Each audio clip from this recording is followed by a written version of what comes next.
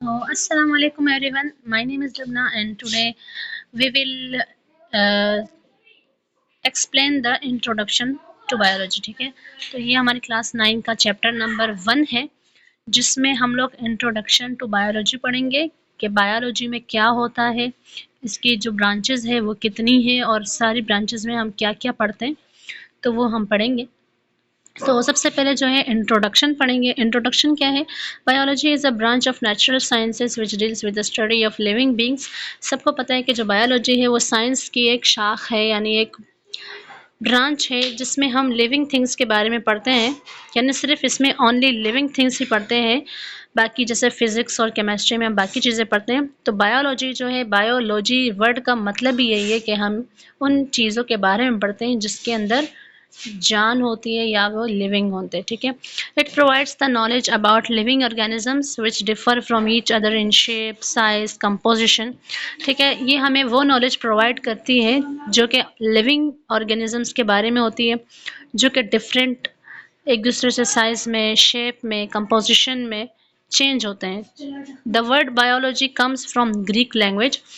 जो biology word है वो ग्रीक लैंग्वेज से आया है, जिसमें बायोस का मतलब होता है लाइफ और लोगोस का मतलब होता है थॉट और रीजनिंग। ठीक है, यानी उसके बारे में जानना या उसके बारे में रिसर्च करना या उसके बारे में पढ़ना। अच्छा, उसके बाद जो है दस biology mean study of life, जिसका मतलब है study of life. Study of life, so what is life? Life क्या है? Life can not be defined properly. आप सबको पता है कि हम जिंदगी को ऐसे नहीं बयान कर सकते, but on the basis of life processes हम उसकी कुछ बेसिस के बारे में पढ़ने के बाद ये पता कर सकते हैं कि ये लाइफ है। ठीक है, it can be identified through following functions of living organisms. जो कि हमें आइडेंटिफाई करता है, ये कुछ ऐसी चीज़ें हैं जिसके ज़रिए हम फंक्शंस, उस ऑर्गेनिज्म के फंक्शंस के बारे में जान सकते हैं कि वो लाइफ है या नहीं। ठीक है, यानी उसके अंदर लाइफ है या नहीं है। जैसे कि डाइजेशन हो गई, मूवमेंट हो गई, एक्सक्रीशन हो गई, रिस्पिरेशन हो गई, ग्रोथ, इरिटेबिलिटी होती है, मेटाबॉलिज्म होता है या डेवलपमेंट होता है और रिप्रोडक्शन होता है। ठीक है, जो भी नॉन लिविंग थिंग्स होंगी उनमें ये सारी चीज़ें नहीं होंगी। उनमें डाइजेशन नहीं होती होगी, वो खाना नहीं खाते होंगे, मूव नहीं कर सकते वो। अगर कोई मशीनरी है तो वो मूव भी करेगी तो वो हमारी तरह मूव नहीं कर सकते। एक्सक्रीशन होगी, ठीक है, वो कोई चीज़ एक्सक्रीट आउट नहीं कर सकते। रेस्पिरेशन यानी सांस नहीं ले सकते। ग्रोथ उनकी नहीं होती। हम जैसे अब हमारे इंसानों और जानवरों के अंदर क्या होता है कि पहले छोटा, पौधों में यही होता है कि वो पहले छोटा सा बच्चा होता है, फिर उसकी ग्रोथ होती है, वो बड़ा हो जाता है। जिस तरीके से पौधे होते हैं, पौधे छोटे छोटे होते हैं, फिर बड़े हो जाते हैं तो वो बायो में ही आते हैं। तो इरिटेबिलिटी होती है, यानी उनके अंदर माहौल की हैसियत खुद को चेंज करने की इरिटेबिलिटी होती है। उनके अंदर मेटाबॉलिज्म हो रहा होता है, डेवलपमेंट होती है। ठीक है, और रिप्रोडक्शन होती है, यानी वो अपनी तरह और भी बहुत सारी पैदा कर सकते हैं। अच्छा, उसके बाद आता है divisions and branches of biology. तो इसकी थ्री मेजर, जो बायोलॉजी की थ्री मेजर डिविजन्स होती है। Division of biology, there are three major divisions of biology, वो थ्री होती है, जिसमें जूलॉजी, बोटनी एंड माइक्रोबायोलॉजी आती है। तो जूलॉजी क्या है? The word zoology is derived from Greek language. ये एक ग्रीक लैंग्वेज से डिराइव किया गया है, जिसका जून वर्ड है। जून का मतलब क्या है? एनिमल। इसीलिए हम जू चिड़ियाघर को बोलते हैं, क्योंकि वहाँ पर बहुत सारे जानवर रहते हैं, तो हम उसको जू बोलते हैं। सो जूलॉजी का मतलब क्या है कि हम इसमें जानवरों के मुताला करेंगे। और लोगों का मतलब तो पता है आपको, स्टडी या नॉलेज है। So it deals with the study of animals. ये क्या डील करता है? हमें स्टडी ऑफ एनिमल्स में ये हमारे लिए नॉलेज प्रोवाइड करता है। देन बॉटनी क्या है? बॉटनी जो है ये भी एक ग्रीक लैंग्वेज से लिया गया वर्ड है, जिसमें बुटेन कहते हैं। तो बुटेन का मतलब क्या है? इसको आप ऐसे भी याद कर सकते हैं, देखें कि जू जानवरों के लिए यूज़ होता है, और बुटेन यानी जड़ी बूटियाँ, जिसमें बूटियाँ का मतलब क्या है? पौधे।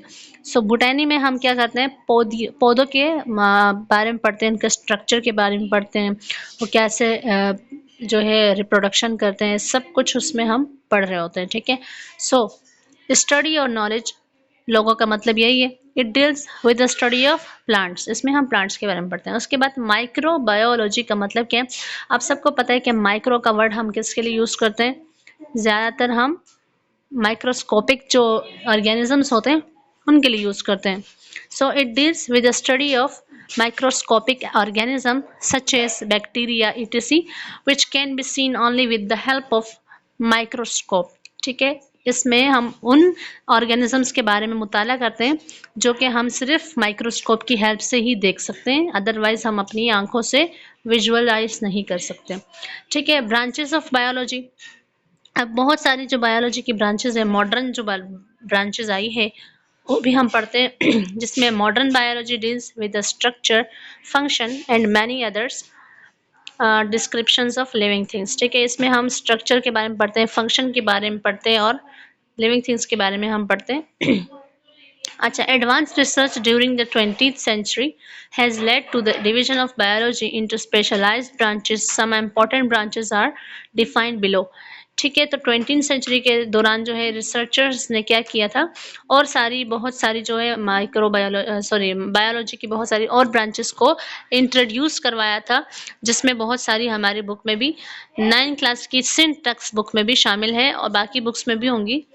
तो यहाँ पे मार्फोलॉजी, मार्फ का वर्ड जो है ज़्यादातर ये एक्सटर्नल पार्ट्स के लिए यूज़ किया जाता है।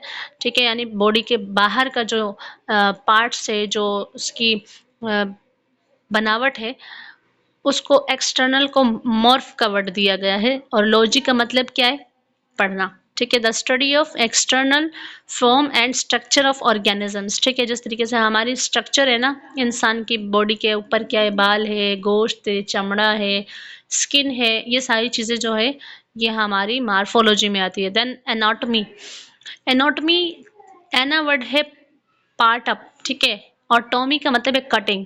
सो जब हम किसी की बॉडी को कट करके उसके इंटरनल बॉडी पार्ट्स को देखते हैं तो उस स्टडी को एनाटॉमी कहा जाता है। ठीक है, जैसे हॉस्पिटल्स में ऑपरेशंस के दौरान जो डॉक्टर होते हैं ना, वो एनाटॉमी कर रहे होते हैं ना, किसी भी मरीज़ का, किसी को हार्ट की प्रॉब्लम है, किसी को किडनी की प्रॉब्लम है, तो वो उसको कट करके फिर उसके अंदर जाके चेक करते हैं ना कि उसकी किडनी ख़राब है तो उसको हटा लेते हैं। वैसे तो अभी मशीनरी आ गई है, मशीनरी के ज़रिए पता चल जाता है, लेकिन अगर किसी को ट्रांसप्लांट करवाना है, कोई किडनी ट्रांसप्लांट करवा रहा है, कोई हार्ट ट्रांसप्लांट करवा रहा है, तो फिर वो लोग क्या करते हैं, कटिंग करते हैं। सो उस तरीके की कटिंग करके उस चीज़ के बारे में पढ़ने को क्या कहते हैं, एनाटॉमी कहते हैं। रिसर्चर्स यही करते थे पुराने ज़माने में कि जो दिल है वो कैसे दिखता है, ये सारी हमारी बॉडी के अंदर क्या है, तो वो रिसर्च के दौरान बॉडीज़ के ऊपर कटिंग करके अंदरूनी बॉडी को देखते थे, जिसको एनाटॉमी कहा जाता है।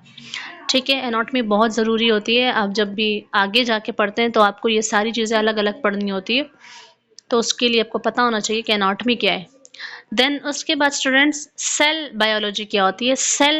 सेल बायोलॉजी में हम पढ़ते हैं सेल्स की कंपोजिशन को, जो सेल जो है ना उसके अंदर क्या है, सेल क्या है। ठीक है, सेल के बारे में पढ़ते हैं। आप सबको पता है कि बॉडी जो है वो सेल से बनी है, वरना एक सेल तो नज़र नहीं आता, तो बहुत सारे सेल मिलकर टिश्यूज़ बनाते हैं। ये हम ऑर्गेनाइजेशन पढ़ेंगे, लेवल ऑफ ऑर्गेनाइजेशन हम पढ़ेंगे आगे।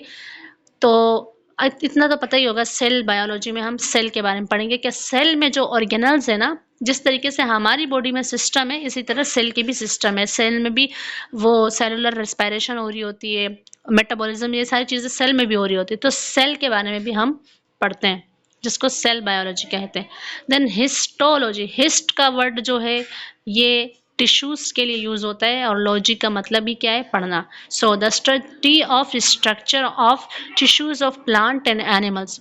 इसमें हम प्लांट एनिमल्स के टिश्यूज़ के बारे में पढ़ते हैं, उसके स्ट्रक्चर के बारे में पढ़ते हैं। उसके बाद आता है फिजियोलॉजी।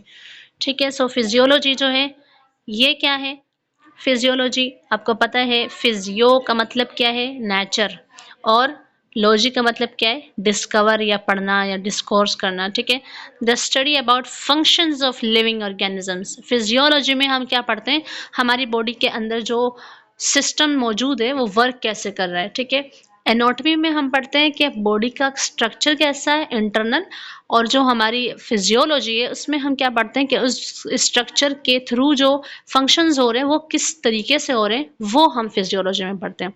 उसके बाद टैक्सोनॉमी। ठीक है, टैक्सोनॉमी क्या है, टैक्सेस का वर्ड है अरेंजमेंट के लिए, और नॉमी का मतलब नेम्स।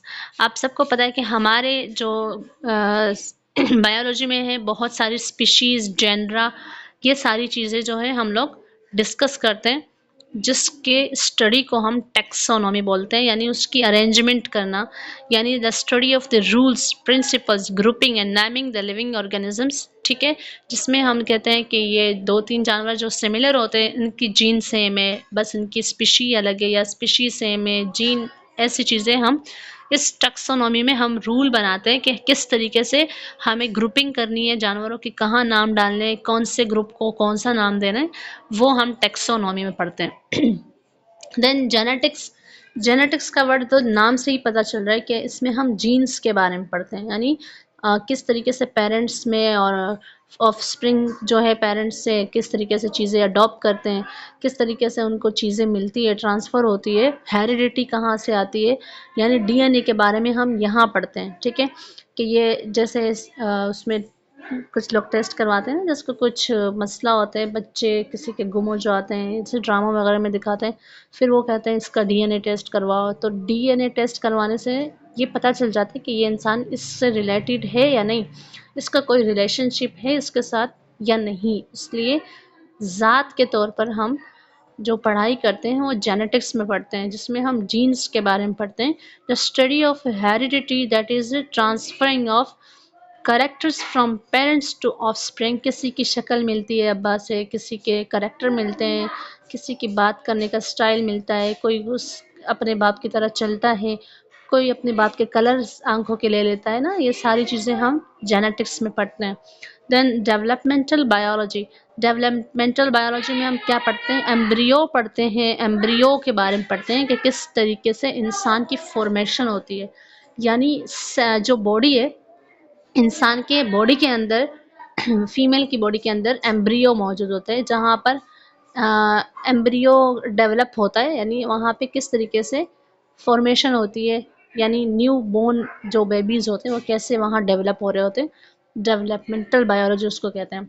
देन एनवायरमेंटल बायोलॉजी क्या है, the study of relationship between living organisms and non living factors of environment and their effects. Environmental biology में सिंपल यही है कि हम अपने इन्वायरमेंट से हमारा क्या रिलेशनशिप है, किस तरीके से हम रिलेट करते हैं अपने इस इन्वायरमेंट से, चाहे गर्मी हो, सर्दी हो, कुछ भी मौसम हो रहा हो, तो हमारा फैक्टर जो नॉन लिविंग हमसे क्या फैक्टर, हम पर उनका क्या फैक्टर है और हमारा उनके साथ क्या है, क्या रिलेशन बनता है, वो हम इन्वायरमेंटल बायोलॉजी में पढ़ते हैं, ठीक है। देन प्लेसेंटोलॉजी, प्लेसेंटोलॉजी में हम क्या पढ़ते हैं, सॉरी प्लेसेंटो नहीं है, पेलियंटोलॉजी है। पेलियंटोलॉजी में जो पेलियो का मतलब होता है एंशंट, यानी बहुत पुराने, एंड लॉजी का मतलब क्या है, पढ़ना, ऑन्टो का मतलब है पढ़ना, और बीइंग यानी उनका होना, ठीक है, और डिस्कर लोगोस का मतलब क्या है, पढ़ना। So, the study of remote past organic life with the help of fossils, हम क्या करते हैं कि जिस तरीके से आज की दुनिया में लोग कहते हैं कि पुराने ज़माने में एक जानवर हुआ करता था, बहुत जाइंट एनिमल था, उसका नाम क्या था, उसका नाम था डायनासोर। तो हमने डायनासोर नहीं देखा, लेकिन उसके फॉसिल्स मिले हैं, कुछ फॉसिल्स के ज़रिए जो एंटियोलॉजिस्ट होते हैं, सॉरी प्लेंटोलॉजिस्ट होते हैं, उन्होंने क्या किया है, उन चीज़ों के बारे में स्टडी किया है, उनकी चीज़ों को मटेरियल को कंबाइन करके उसकी शेप बना के ना हमारे पास एक पूरी स्पेसिफिक जो है स्ट्रक्चर क्रिएट करके बताया कि इस टाइप का कोई जानवर पुराने ज़माने में हुआ करता था। तो उस चीज़ की पढ़ाई को बोलते हैं पैलियोंटोलॉजी, जिसमें हम पुरानी चीज़ों को डिस्कवर करते हैं, उसके बारे में स्टडी करते हैं, जो कि आज के दौर में हमने नहीं देखे, ठीक है, वो चीज़ें हम डिस्कवर करते हैं। स्टूडेंट्स, मैं इस वाली वीडियो में सिर्फ इसके ये जितनी भी ब्रांचेस है यही पढ़ूंगी, बाकी चीज़ें हम दूसरी वीडियो में पढ़ेंगे। उसके बाद आता है बायोटेक्नोलॉजी। अच्छा जी, टेक्नोलॉजी तो बहुत ज़्यादा आ गई है, जिसकी वजह से लोग टेक्नोलॉजी ऐसे भी बोलते हैं।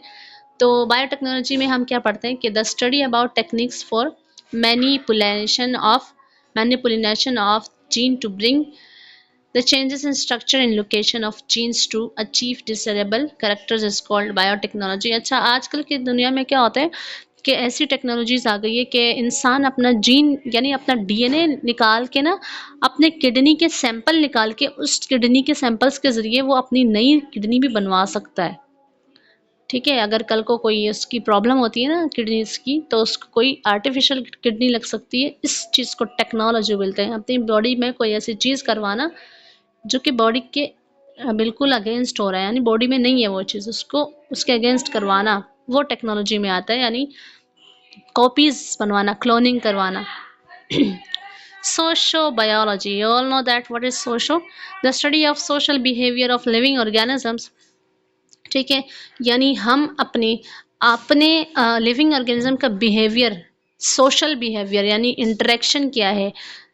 कुछ जानवर जो है किसी टाइप के हैं, कुछ दूसरे टाइप के, उनका आपस में एक दूसरे से क्या लिंक है, क्या उनका बिहेवियर है एक दूसरे के साथ, सोशो बायोलॉजी हम इसलिए पढ़ते हैं।